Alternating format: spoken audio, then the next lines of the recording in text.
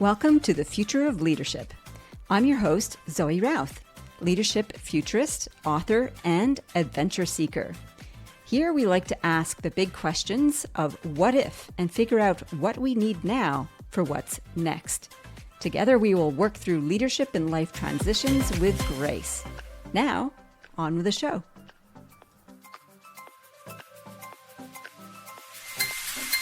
Well, hey there, it's Zoe. And my question for you this week is, how are you living the good life? Let's find out.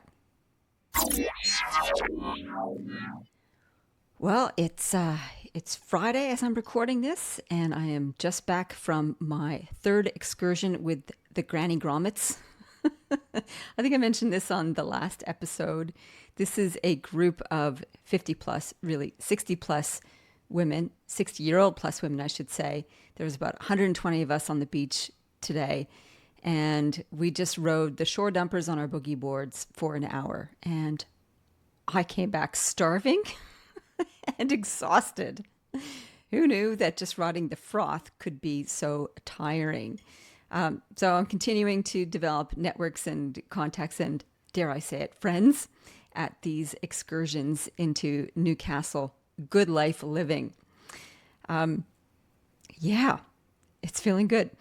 So the other thing that's coming up next week on Planet Zoe is the free online workshop that I'm offering called Midlife and Late Career Transitions. It's happening on the 12th of March. That's Thursday at 10 a.m. Eastern Standard Time. There is a link in the show notes for you to sign up. Yes, I will record it if you can't make that particular time, but it's good to show up live if you can to ask questions and to actually go through the exercise, because if not, often it becomes the thing that you meant to do and you never get around to doing, yada, yada. So about the workshop, there will be a transition self-assessment worksheet. There'll be an attachment audit to find out what you are attached to and what it's holding you back in your midlife late career transitions. Map where you are on the becoming spectrum, because in a later life, I've discovered there is still becoming stuff. There are still identity changes that are happening for us as we change our circumstances. We'll take a deep dive on your chrysalis archetype. There are 7, and the specific steps you need to move through. And we'll map from crisis through chrysalis to calling. There'll be a preview of my next Becoming Through the Midlife Chrysalis program. And originally I had thought to announce a retreat coming up. And a whole bunch of stuff has happened. I got booked for a whole bunch of work in the spring here in Australia. And that means where I wanted to run the workshop is just going to be too insane. And then I thought, oh, maybe I'll do it in July. That sounds like a good thing. Let's escape to Byron Bay and do it there. But it just became all too rushed. So I'm taking a page out of my own book and letting it marinate a little bit. So there will be a retreat on this program, the Chrysalis, Midlife Chrysalis program, but it won't be until 2027. So we'll have plenty of time to secure dates, the perfect venue, and allow me to let the content and the approach and the strategies marinate as opposed to rushing it, which is my usual default. Once I have an idea, I want it implemented yesterday. So learning a little bit of patience is what we're on about there. So that is, anyway, the workshop, the free online workshop is happening next week on Thursday, March the 12th. Link is in the show notes. Sign up. That would be awesome. Okay, now where did I get to on my notes? Oh yes, and the other piece of information about Planet Zoe is that Olympus Dawn, the 4th book, the 5th in the series, and the final book is now out on all the retailers. The link to all those retailers, a universal link, so you can go and buy your edition, your copy on whatever format you like, is there in the show notes. So on to the topic for today, and it is all about living well. What makes a good life? And the investigation started easily, actually, because at the center of my the centerpiece of my midlife chrysalis model, which I'll share on the workshop next week, is flourishing. That's the outcome of living well, leading with grace, no, look, it's the middle of the podcast. I'm tired. I can't get my own tagline right. I don't know what the problem is with that. Living well, leading in service, and oh my God. Okay, I think I should just start that part over. I should have the little cheat sheet up in my face. Anyway, the center of the diagram is flourishing. So I picked up Dan Coyle's book called Flourish, The Art of Building Meaning, Joy, and Fulfillment. I thought, perfect, let's read about that. And basically, Dan Coyle does a great job in this book. I really quite enjoyed it. He offers new research and lots of great insights there. And basically what he discovered in his research is that there's two things, or the definition of flourish, here it is. The experience of joyful, meaningful growth shared with others. So that's his definition of flourishing and living well. And he says there's two strategies. The first one is about making meaning, and the second one is building community. Thought, okay, that sounds good, Dan. Tell me more. So in the telling me more stuff, he actually started with a great story. And this is about making meaning. So in 2010, you might recall this story actually, 33 miners were trapped deep underground in a San Jose copper mine. They all survived for 69 days, and a huge effort was put in, international effort, huge engineering effort to get them out of the mine. So Dan went into a deep dive of what happened to those fellows down there. How did they get through it all? And how, when they were coming out, they kept deferring to their friends to let their friends go up first. So they developed these incredible bonds, as I can attest to. Anybody who goes through really deep, intense experiences, you do experience great connections and intimacy with those people. But he discovered that the miners what helped the miners was finding meaning. It helped them to make sense of this incredibly difficult circumstance. I mean, they were running out of food. They didn't know if they'd ever get out. And being trapped underground is not my idea, or probably few people's ideas of, a Zen time. So he discovered that finding meaning was helpful to that. And then they developed rituals to help them accentuate or, accelerate the meaning around it. So one of the rituals they developed it started with one man apologizing at the end of the day for losing his temper with another. And this act of vulnerability and sharing opened up the doors for other people to do so. And it became something they did at the end of every day, is just acknowledging connection and where they had not stumped up well to one another, and also where somebody else had done well.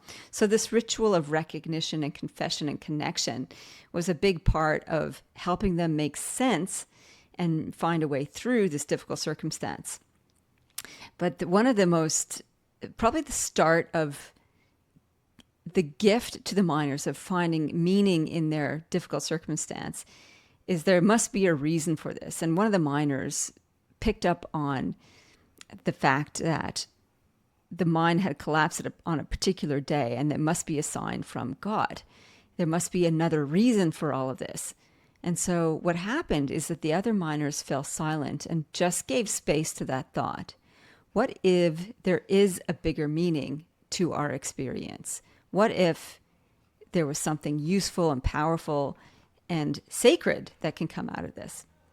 So what Dan Coyle talks about as an example of this, or using this as an example, is that if we create the spaciousness, the presence to be open to these inklings, then we allow these things to connect and show us connection to one another, to the greater good, the greater scheme of things, all that is. And I quite like that, actually. So he goes on and he spends quite a lot of half the book talking about this. He calls them awakening cues, moments of receptive stillness that create meaning by illuminating connection. So that's actually quite a big idea. So basically he's saying when you just develop stillness and presence, that you start to see or experience connections either between humans or living things or the greater good or whatever it is. And that allows you to surface meaning or to create meaning. And when you create meaning, it makes it feel good. It makes it a good life. One of the exercises that he suggests that we do is having everyone at the table. And now everyone at the table means, and I've done this exercise before with clients and I quite like it, is first of all, use your imagination and you imagine a big dining room table or kitchen table, whatever feels most intimate and safe for you. And you invite everyone who has your best interest at heart, whether they're alive or past. So you have all these people who have your best interest at heart sitting around the table and you ask, do they love you? And of course, it's a resounding yes. Then you invite your higher self or the best version of yourself to the table. And you ask, do they love you? And the third entity to invite to the table is your higher power, be it whatever word works for you, whether it's God, the universe, all that is, whatever. You invite them to the table as well. So you have these three factions, delegates, people you know and love you, your higher self and your higher power. And then you ask them, what is important for you to know? What do they need to tell you about your path? So it's a little bit of a visualization, meditation, and you just open yourself up to whatever you hear from these people. And Dan Coyle said when he did this, he said he knows intellectually that it's just synapses firing, but he said it felt like being plugged into a power grid. And that is the awakening cue that he suggests as an opener to cueing in to this greater connection and opportunity. And it opens up possibilities and meaning for you. I love that. So isn't that an awesome exercise? And so that is the everyone at the table exercise. So I think I like to contrast this whole idea of creating meaning with another book I read recently, which is I Who Have Never Known Men by Jacqueline Harpman. Apparently it's a TikTok sensation, but we read it for the book club that I joined up for in Newcastle, a week or so ago. And it was a pretty confronting book. You kind of put it down and go, ugh, what was that about? How do I make sense of this? Which is perfect from this whole idea of meaning making. And in it, we are not given the reason for why the extraordinary events take place. And there's something so gutting about that. We want to have reasons for the things that happen to us, even if it's a reason like a malicious entity is punishing us, is better than never knowing the reason. And so finding meaning in a ridiculous or crazy or alienating experience is incredibly important. And we see this echo in other luminaries such as Viktor Frankl, whose book, A Man's Search for Meaning, is probably right on song with that. And his search for meaning was really, you choose your thoughts, you choose your response to the experiences that you have. You can make it a death sentence, or you can make it an opportunity to live a good life, even if most of your autonomy is taken from you because you're a prisoner of war in a prisoner camp. And yet you can choose to live a good life regardless by being a good human, a virtuous human, and mastering your own thoughts and emotions and your responses to things, regardless of what is being done to you. It's kind of like a Stoic philosophy. From all of this, humans have been meaning-making creatures trying to explain our experience through story, through fables, through legends, through believing us to be at the whim of capricious gods or benevolent gods or malicious gods, or one God who offers forgiveness and absolution with a promise of an afterlife. These are all stories that allow us to make meaning of our life. But when you drill down to it, and I think that's sort of what the book I Who Have Never Known Men speaks to, is we will never really know why we are here. Why? How did this whole thing about life ever evolve? And that can be incredibly desolating. Desolating, that's not a verb. That can be incredibly befuddling, to put it mildly. To never know why or how we came to be is unmooring. Oh, that's the better word for it. And yet we have the opportunity to create meaning. And that's sort of what Dan Coyle is talking about. And that's what Viktor Frankl is talking about. We can make meaning of this experience. An example, a more practical example, getting away from the philosophical, is when Rob and I were going through IVF. God, how many years ago was that now? 16 years ago. After my cancer experience, we had a lot of barriers through the whole process. And after cumulative and sequential hurdles to overcome, I started asking myself, well, maybe these are signs from the universe. And they did seem to have quite significant impact, So it's like, really? Does this happen to everyone? Like just one hurdle after another. And for me, the swan song was on my 40th birthday. So I was turning 40. We were in the middle of what we had decided was going to be our last cycle. Either it worked or it didn't. On my 40th birthday, which, 40 is a significant birthday, I got my period, which meant no more IVF, no more chance at motherhood in that way, and game over. I thought, okay, if there was a sign from the universe, this is making meaning, then this is the sign. Like, how many times do I have to get knocked in the face with this one? So that's the story that I made up about it, is that this is not meant to be. I am meant for other things. Now, what those other things have been has led me to the question is this what I'm supposed to be doing? Are these the other things I'm meant to be doing? Am I living a life worthwhile? Am I making good decisions about a good life? Which has led me into this whole chrysalis piece of work. So that's an example of making meaning and making life feel good by the meaning you attribute to it. So this comes back to this whole idea of what is a good life or the good life. And so we talked about that from Dan Coyle talking. You start with being present to the mystery, the receptive stillness that shows connection.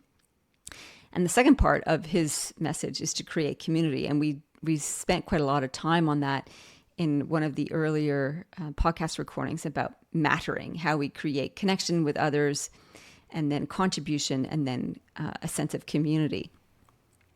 So in my research for this episode, I started asking who else has something to say about the good life. And I found Hugh Mackay or Mackay. I'm not sure how you pronounce his last name. It's spelled Mackay, Mackay. And he wrote a book called The Good Life, What Makes a Life Worth Living. I'm like, oh, great. Maybe this will be answers in here. And I'm only partway through it, about halfway through. And essentially he says, it's not about living a hedonistic life, which actually comes to mind when you say, what is the good life? I think, people dining on fabulous meals on the Riviera, living a life of luxury. That is one definition of the good life. But his definition is about living by the golden rule, which is do unto others as you would want done unto you. So being a good human, being a moral human is something else to consider there.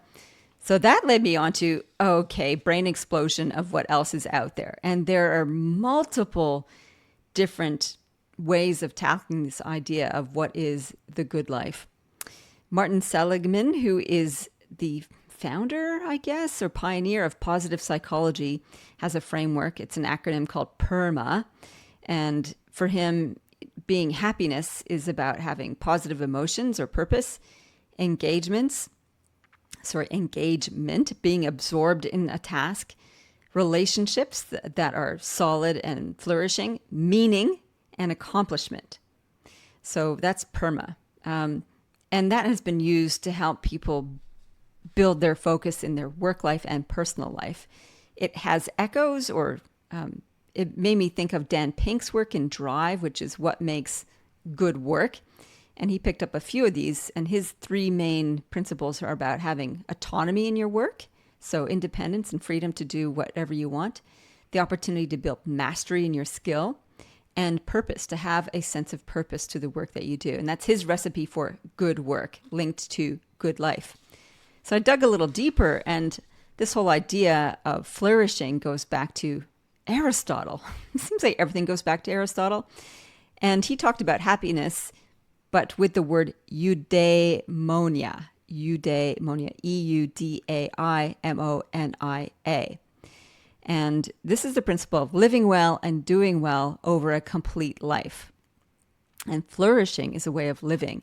He talks about virtue, the excellence of function. And I think that's an interesting one. He says, a knife flourishes when it's cutting well. A horse flourishes when it runs well. A human flourishes when they exercise reason and character well. So exercising reason and character is human flourishing. But it wasn't just about the individual focus. It was also about in connection and community with others. And Aristotle says you cannot flourish in a cave. Quite like that, actually. So I kept digging and digging and digging, and there was just multitudes of principles. And then I had to sift it out, and I've got it into three categories of different ways of thinking about flourishing. And I call this integral flourishing. There's three components. There's the component of experience. When you're living the good life or a good life, there's experiences. There's the one of pleasure, aliveness and play, pleasure. Not just hedonism, but this whole idea of just simply appreciation and gratitude and being open to the beauty around you. There is freedom, that whole idea of freedom of choice, freedom of thought, freedom of will, and that sense of spaciousness around us. There is aesthetic, appreciating beauty, whether it's in art or in the natural world or in humans or in performance. The sense of awe comes into the aesthetic. And the fourth experience is the experience of simplicity and stability. The principle of a good life is having enough. And what is enoughness? I love that as a word, enoughness.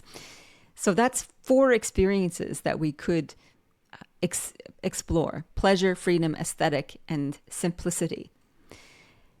Then there is impact, and that kind of keeps coming through all the threads of all the research I've been doing. This idea of contribution, and it's not just about the individual; it's about me in service to others.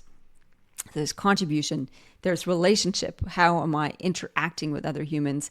And the third one is beyond my individual life into generational impact, and that is legacy. So there's impact around contribution, relationship, and legacy. And the third pillar of living a good life is virtue. So harking back a little bit to Aristotle, but virtue to talk about things like endurance and honor and integrity. So those kinds of character virtues are pretty important. So virtue is one element of living a good life. Another one is transcendence. And this is about acceptance of the not knowingness of everything, to get beyond ego and to feel subsumed and integral to all that is. This idea of being interconnected, woven, and part of the tapestry is pretty crucial. It's the idea of being not a drop in the ocean, but being the ocean in a drop. That is a quote, and I didn't actually remember to write down who said it. It's probably Aristotle. I'll see if I can dig it up and put it in the show notes. And the third aspect of character is mastery. So that sort of has echoes into Dan Pink's point of view. So mastery of skill. What's interesting as I did this research is that each of these, if you take it too far, has a shadow side. So the shadow side of mastery is obsession. And the shadow side of legacy is ego and arrogance. So each of these has, if you do it too much and don't put it in balance, that's pretty important. And I think, there it is. Aristotle talked about the doctrine of the mean, is going between the lines. So you're not doing too little, you're not doing too much. It's the Goldilocks experience that we need to focus on. Phew. Well, this was a kind of big, rich, deep session on what is the good life. How are you living the good life? So what I would encourage you to do is this exercise. Apart from the dining room table one, or the kitchen table one from Dan Coyle, is to write 3 columns: experience, impact, and character, and explore which elements are alive and rich for you. So under experience is pleasure, freedom, aesthetic, and simplicity. And which ones do you feel are neglected or not integrated yet? And is there an opportunity there for you to build it into your experience? Then we have impact around contribution, relationships, and legacy. Again, same thing. Which ones are alive and present for you, and which ones could need a little nurturing? And with character, we've got virtue, transcendence, and mastery. Which ones want to come alive for you, and which ones are flourishing for you? So with a combination of that, I sat and thought about this, like, okay, if we're looking for a singular message about what is the good life, there ain't none. There's not one singular way of living and being that points to the good life. There are patterns across all of that. There are themes across all of this. Being a seeker and being open to it, I think, is the most important piece. Being conscious of the choices that we make to live well, to enjoy our very brief time on this planet, is the core essential thing. Well, I do hope you enjoyed today's experience on the podcast. If you did, feel free to share, rate, review the podcast, or send me an email at zoe@zoerouth.com. Drop a comment on LinkedIn about it, or send me a message. That would be terrific. Do make sure you sign up for the free webinar that's happening next week, the Midlife and Late Career Transitions, on Thursday, the 12th of March, 10 a.m. Australian Eastern Daylight Savings Time. Yes, it will be recorded. I would love to see you there and have a deeper and richer conversation about mid-career and late career and midlife transitions. It's such an important topic, and I look forward to seeing you there. In the meantime, live with grace, lead in service, live well, lead well, and love deeply. Yes, I think I nailed it.